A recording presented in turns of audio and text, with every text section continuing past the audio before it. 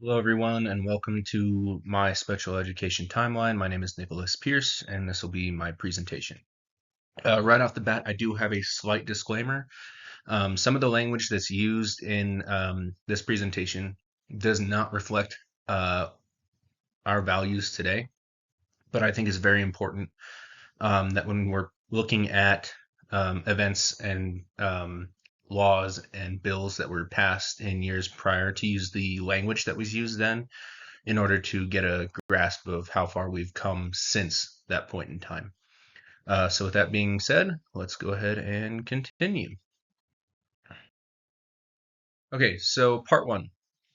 Part one, I'm going to start with the barrier-free movement in 1950, and then I'll move on to Brown v. Board of Education in 1954, and then I'm going to go over the public laws of the 1950s through the 1970s. Okay, so the barrier-free movement. The roots of special education stem from the concept of barrier-free design, at least in my opinion. So after World War II, advancements in medical technology, such as antibiotics and surgical procedures, allowed a lot of injured veterans to lead very productive lives and live longer. However, due to societal stigma about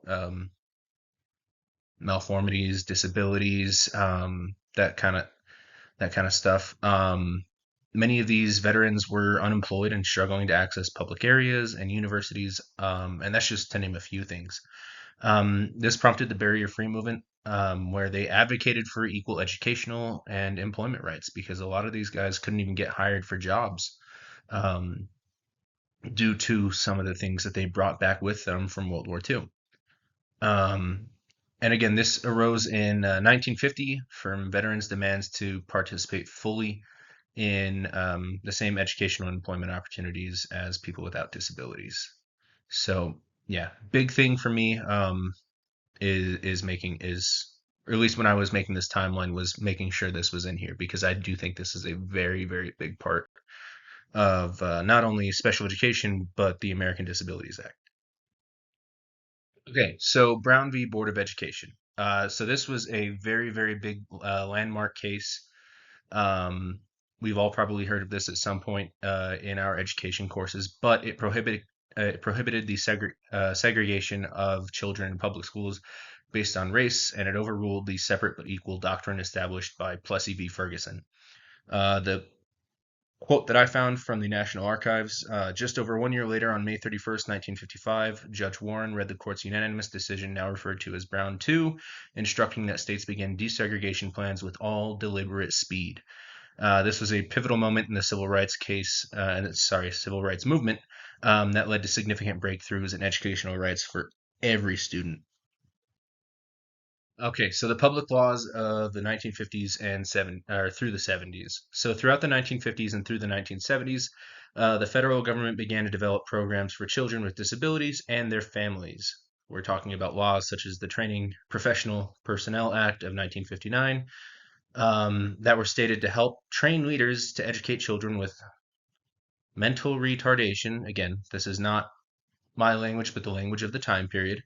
Um, and then the Elementary and Secondary Education Act of 1965, that was aimed at providing states with direct assistance to help educate children with disabilities through things like grants and federal funding.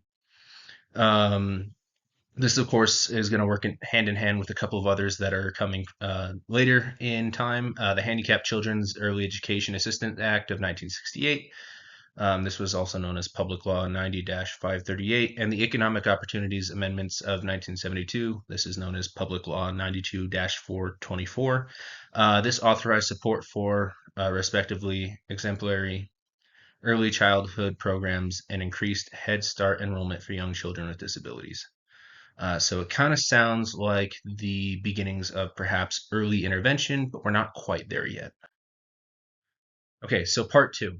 So Park and Mills versus the Board of Education in 1972, the EHA in 1975, and then the EHA amendments in 1986.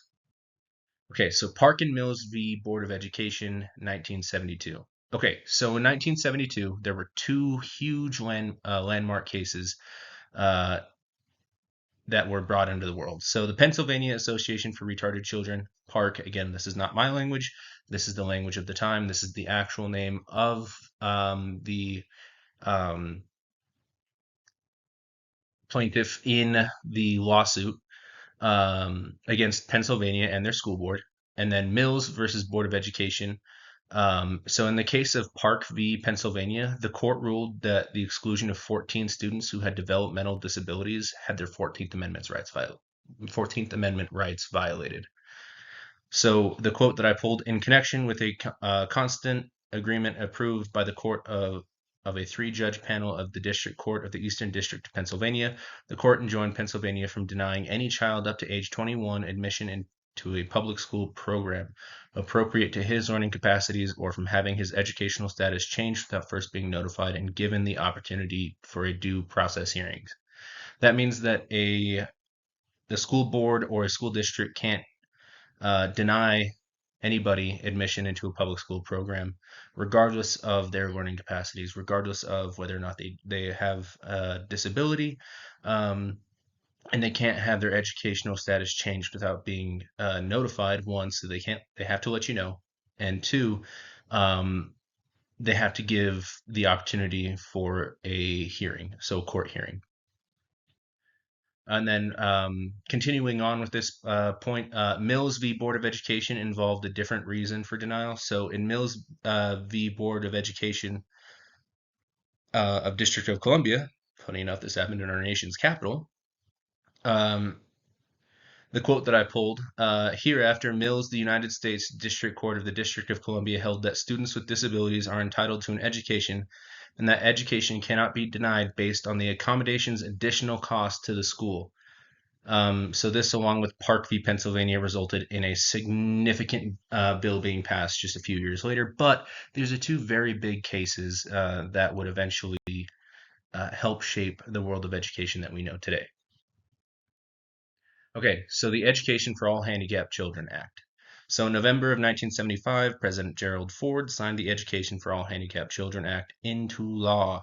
This act guaranteed a free and appropriate education to every child across the country. We all know what that acronym is. We hear it all the time, regardless of their disability status. So the quote that I pulled for this, the law authorized financial incentives to enable states and localities to comply with the Education for All Handicapped Children Act. This law popularized FAPE. FAPE includes special education programming designed to meet individual needs of a student at no cost to the family. So this is where our services come into play, right? And so, yeah, well, this law provided a lot of opportunities to many students who previously didn't have them. We did start to see some issues as far as disproportionate placements of minority students within special education, especially ELL learners. And this is why I chose the quote, the law authorized financial incentives to enable states and localities to comply with the EHA. This is a big deal, right? Because the more students they have in their special education programs, the more money that school is going to get. And that created problems, especially when it came to ELL learners, because a lot of times they were disproportionately placed into special education programs when that's not what they needed. Cases like Lau v. Nichols and Plyler v. Doe, they significantly contributed to the improvement of ELL education standards. And those happened in 1974 and eventually in 1986, I do believe. But again, in my opinion, disproportionality and disproportionate placement of ELL students into special education is still a big issue. I don't think it's been resolved as of yet. Okay, so the EHA amendments in 1986. So one of the most significant advancements in special education law was the amendment to the EHA passed in 1986. The quote I pulled for this addressed early intervention and mandated that individual states provide services to families of children born with disabilities from the time they are born. So, early intervention is a crucial part of special education. We all know that the sooner a kid gets in to receive services and get assessed and tested, the more beneficial it is for the educational journey. The earlier we can start getting them those those interventions, and the earlier we can start getting them the assistance through their IEP, right? We can start making modifications based on their educational needs. But the other thing, this amendment also requires that states provide services to families starting from the child is born. So before this, um, services weren't available until the kid turned 3. And that's a pretty significant step, right? Especially if there are issues from birth. Okay, so part 3, from EHA to IDEA in the 90s, No Child Left Behind changes in the 2000s and 2010s, and then Yazi Martinez 2018 and into the 20s. Okay, so from EHA to IDEA and the 90s. So 1990, Public Law 1010 or 110-476 revised the Education of the Handicapped Act (EHA) and renamed it the Individuals with Disabilities Education Act. Okay, so this law also added traumatic brain injuries (TBIs) um, and autism as new disabilities covered under its provisions. So TBIs and autism are two big ones, right? Autism, especially, it's a growing part of uh, of our classifications, right? Additionally, it introduced the requirement for individual transition plans. Those are great because we have students that have IEPs throughout their educational careers, and then when they graduate, they're just thrust out into the world with no transition, right? Well, this required that a transition plan uh, be put into place so that the student transfers from secondary education, high school, with their IEP into independent living with some assistance, right? And then in 1997, we have Public Law 105-17, which articulated a new challenge to improve results for children with disabilities and their families. This included an emphasis on access to the general curriculum. So the reason I pulled this quote is because it made me think of least restrictive environment, right? We want to place a student in the least restrictive environment. Not that we're physically restricting them, but we want to place them in the area in which they need the least amount of support, right? Or the better way of saying that is we want to put them in the area that is, well, the best way to say it is least restrictive, right? We don't want to place a student in a self-contained room, right? If they don't need it, right? We want to match their individual needs. That means we're looking at things like inclusion, small group, before we ever start putting them in a self-contained room, right? That's what we're talking about with least restrictive environment. We're looking at the individual needs of the student. So if the student does well inside of this general education setting, but just needs a little bit of support here and there, we're looking at things like inclusion. Okay. And this is, again, when I pulled this quote, I was thinking of least restrictive environment. Okay, so No Child Left Behind and changes in the 2000s and 2010s. So I'm a product of the 2000s and the 2010s. I was born in 1999, so this was actually very interesting for me to read, as it made me kind of reminisce and think back to a lot of my experiences within public education in the 2000s and 2010s. For reference, I started kindergarten in 2004, and then I graduated in 2017. So this bill began to shape the educational world that we know today. Um, Again, this is a very, very short time ago. I know it's hard to believe that 2000 was 25 years ago, but it was. And in the grand scheme of things, that's not that long ago. Okay, so one of the quotes that I pulled: with academic content standards in place, states must test every student's progress towards those standards by using assessments that are aligned with the standards. Beginning in the 2005 to '06 school year, tests in mathematics and reading had to be administered every year in grades 3 through 8 and once in grades 10 through 12. So this is coming from California Educational Facts. Um, so many of my colleagues who were students from that time period, 2005 to 2017 is roughly the time period we're looking at, will remember things like the SBA and Park assessments. In fact, there were quite a few protests about standardized testing back then. And these standardized tests became very, very common throughout education. Okay, so continuing on, in special education, No Child Left Behind prioritized early intervention services for children who are not identified as needing special education, but still needed academic or behavioral support, which is great, right? In 2006, the Department of Education required schools to use research-based interventions to assist students with learning difficulties and determine eligibility for student education services. That's also a very, very big thing. We want research-based stuff, right? We want to use things that have the data to support that they actually work, right? And eventually revisions came in 2011, 2013, and 2015 that included clarifications for infants and toddlers with disabilities and parental consent, right? Parental consent is a huge thing. We can't do anything without parental consent. Now, the revisions in 2015, and this is a quote I pulled from the actual website for IDEA, revised regulations governing the requirement that local education agencies maintain fiscal effort and removed the authority for states. This is the big one. Removed the authority for states to define modified academic achievement standards and develop alternate assessments based in those modified academic achievement standards or eligible students with disabilities. So this means that states no longer had the authority to do all those things. Those then went to the federal government, right, with the Department of Education, right? It wasn't handed to local educational departments. It was brought to the federal level at the Department of Education. Okay, so this one is the most recent and probably the biggest thing that's going on in our state as far as education is concerned.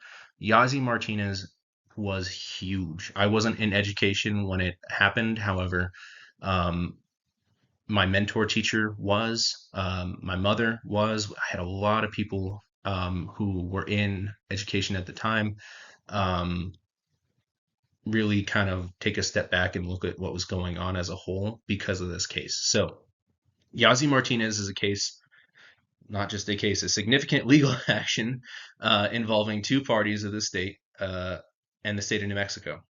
So Wilhelmina Yazi, representing the New Mexico Center on Law and Poverty, and the Martinez plaintiffs. The Martinez plaintiffs were backed by the Mexican American Legal Defense and Education Fund, two separate entities, filed separate lawsuits against the state that eventually merged into one case.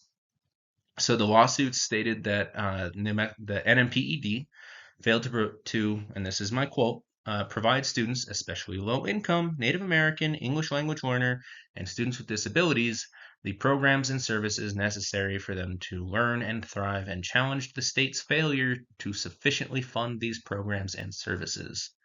This comes from the New Mexico Center on Law and Poverty. Of course, this is one of the um, plaintiffs in the actual case.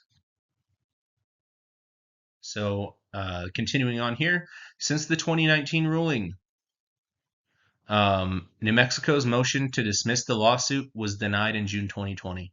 So, the state wanted to get this dismissed, but most recently in 2024, actually, so they wanted to get it dismissed, but it got denied. So the state's own court said no, we're in the wrong. That is huge. So most recently, in September of 2024, this is 6 months ago, if that. Plaintiffs requested that the Legislative Education Study Committee, the LESC, um, to create a remedial plan for the state's educational system.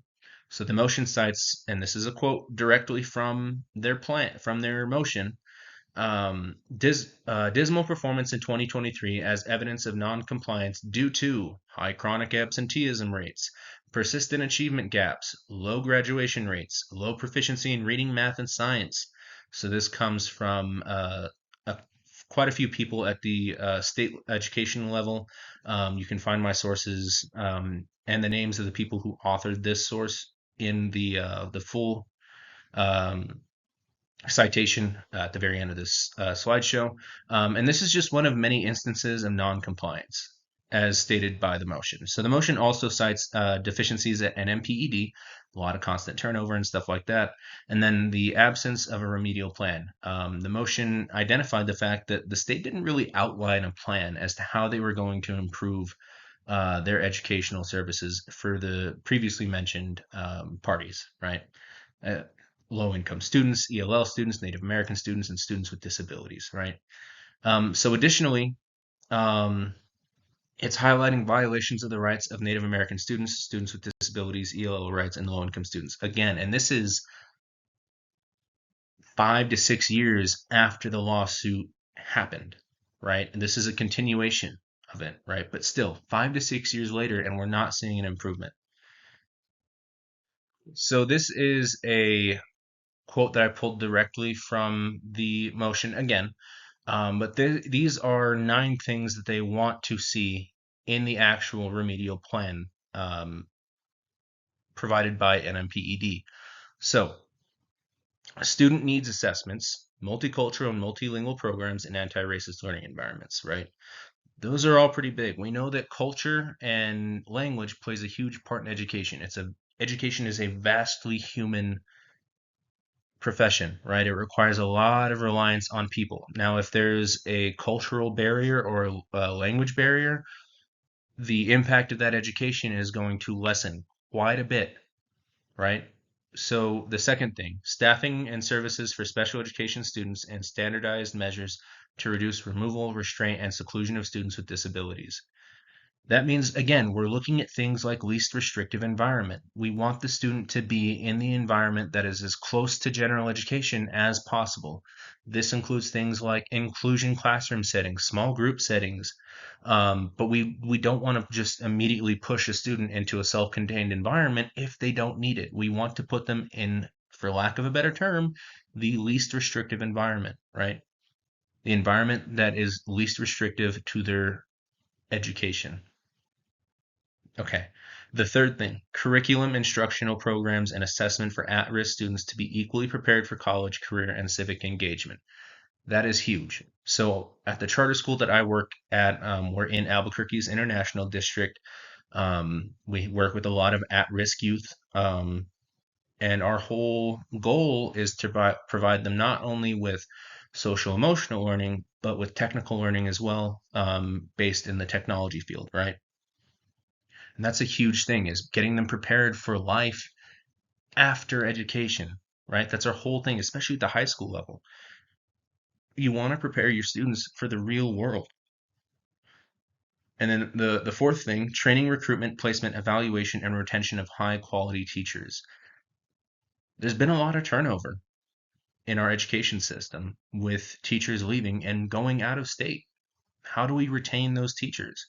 We saw the governor increase pay for teachers very recently.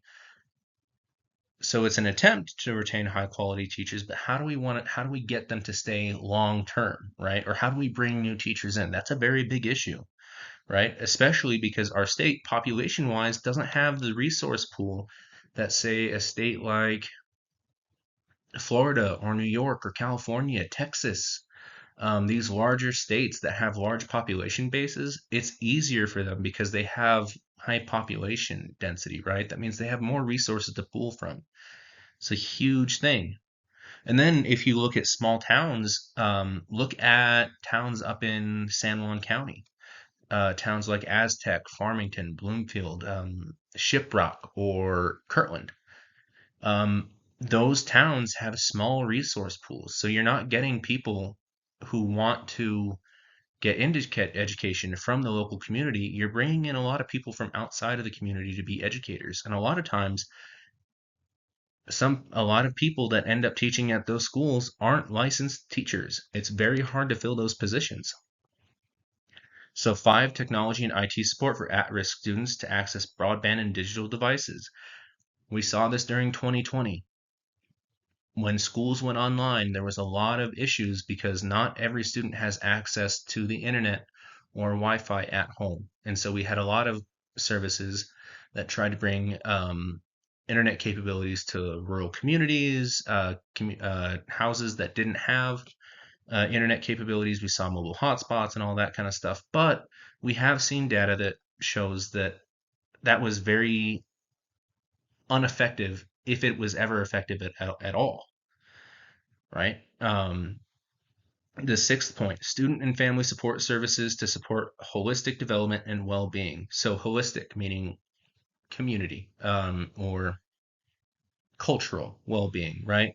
Holistic development. We like developing good foundations and that kind of stuff, right? And then equitable, recurring, and predictable funding targeted to at-risk student needs. So we need good funding to help our most at-risk students. We need solid funding, not funding that goes away and comes back based on the needs. We need set funding so we know what we can do within our means, right? And that's basic economics. You want good funding so you know what you can do. You can put out a plan if you know how much money you're going to have. And then the last 2 points, accountability and enforcement systems to direct local spending, and staffing at PED to increase capacity to support implementation. That means they want more people at the state level to help implement this kind of plan, right? And then they want accountability and an enforcement system to direct local spending. So that means they want accountability when it comes to managing the money that the state gets for an education system. That to me sounds like nothing but pluses, right? We want transparency. We want to know where our money is going, right? We want to know if these programs that we're putting our taxpayer dollars into are being effective. And if they aren't, we want to know what we can do better to be more effective. That's basics. That is basic stuff. And I don't think that Yazzie and Martinez are asking for a whole lot inside of this case. For years now, we have seen that our state's education system is not great. We're one of the last in the country, and it does need improvement. And how do we do that? We need transparency, right? We need funding. We need money going to the right places to help our most vulnerable, right? And we need competent people in positions of power to make sure that happens. And that starts by making sure we have the right amount of staff and not a lot of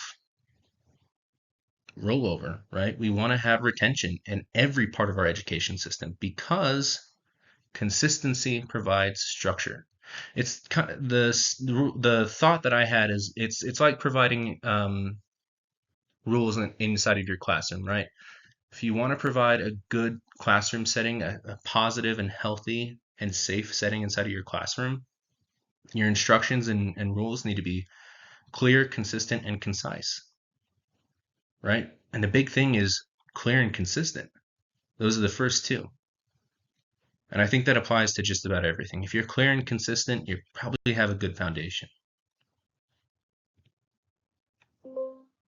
Okay, so here are my resources. We've got Access Everywhere, Everyone from the National Museum of American History at the Smithsonian.